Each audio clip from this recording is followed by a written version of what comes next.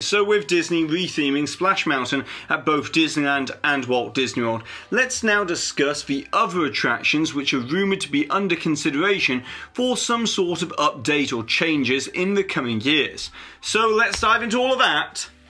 up next.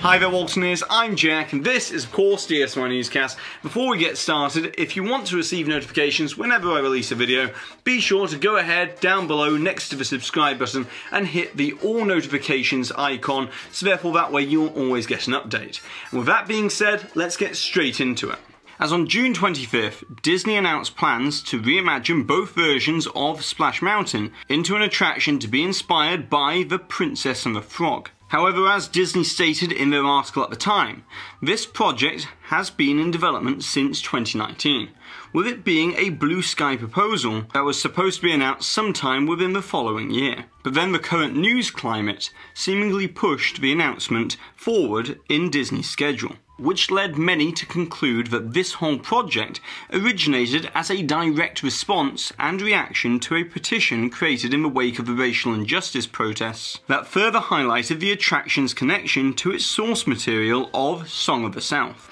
Whereas that doesn't seem to be the full story. As you see, we received further comments from Walt Disney Imagineering President Bob Weiss, later confirmed that Disney had been looking at suitable replacements for Splash Mountain for quite a few years. As it's been no great secret that Disney has been concerned about the continuing discussion about the problematic Song of the South movie, and Bob Iger has made numerous public comments in the past at the annual shareholder meetings and in interviews that the company did not want to re-release Song of the South. And furthermore, Disney wanted the conversation about the movie to become less prominent once and for all. And so seemingly the only way to remove the continuing attention given to Song of the South was to replace or remove any remaining ties to the movies within the parks, which despite a majority of Disney fans not even knowing the connection between the ride and the movie, and even fewer actually having seen Song of the South, the replacement of Splash Mountain became an inevitability in the spirit of welcoming and representing the overall diversity of fans that love Disney.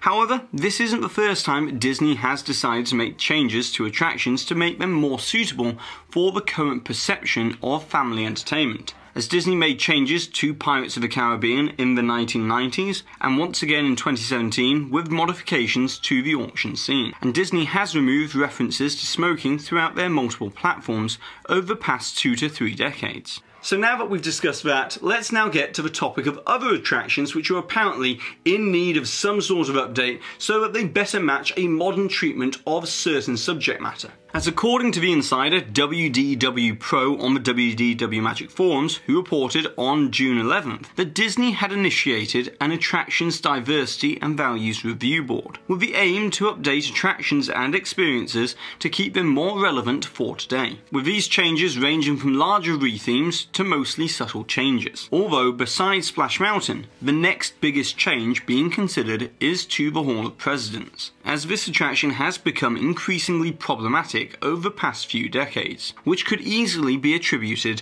to the enlarged role that the sitting president has within the show, which started in 1993 when Bill Clinton became the first president to record dialogue for the attraction, with Presidents Bush, Obama and Trump continuing this tradition. But this new practice changed the 1971 to 1993 original focus of historical representation with all of the presidents of the United States on the same stage together, whereas in the post-1993 version, with the integration of the dialogue of the current president, it put a further focus on that president, which inevitably made the attraction more polarizing for the audience. But now that brings us to a rumor that apparently Disney has reached out to Lin-Manuel Miranda and Weird Al Yankovic to collaborate on an updated version of the show, with the objective to maintain the historical accuracy, but to make it more entertaining for modern audiences. So considering all of that, it's understandable that Disney is wanting to make a more modern take on history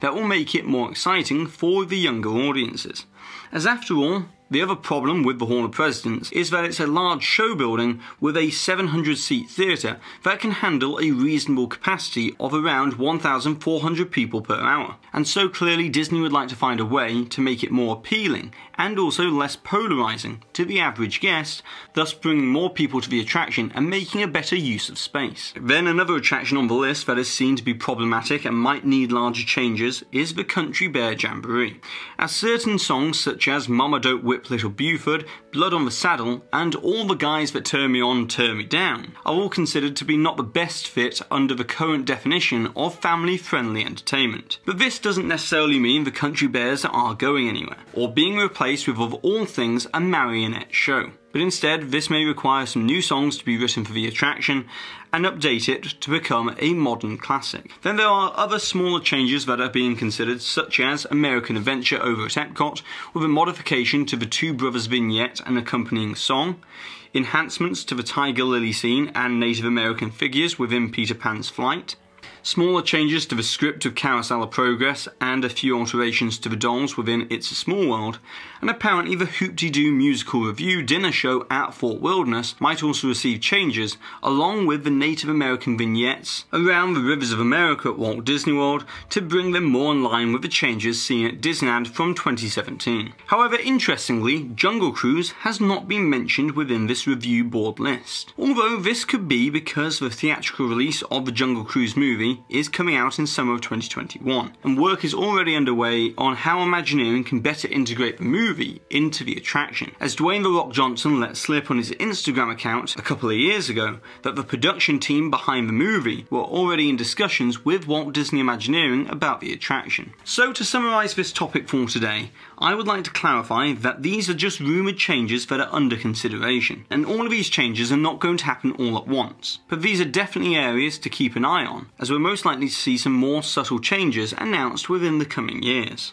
But now it's over to you, the Waltoners. I would like to know if you had to update or enhance any of these existing attractions, be it Hall of Presidents, American Adventure, or any of the other attractions in any way whatsoever, then what would you do to enhance the attraction and not just modify the attraction so that it's an overall better experience than it was before? And of course, don't forget to put the timestamp for where the hidden Mickey appeared somewhere within this video, along with your suggestion or your comment, to be in the chance to win one of these official DSNY Newscast enamel pins. And congratulations to this Waltoner here for winning this suggestion from a previous video where we were discussing that Princess and the Frog re-theme of Splash Mountain. And so that's it for today, so be sure to go ahead and subscribe down below if you're new to this channel, hit that notification icon, and if you've enjoyed today's video then be sure to give this video a massive thumbs up, as it really does help this channel out. And I've been Jack, you've been you, and I'll see you real soon.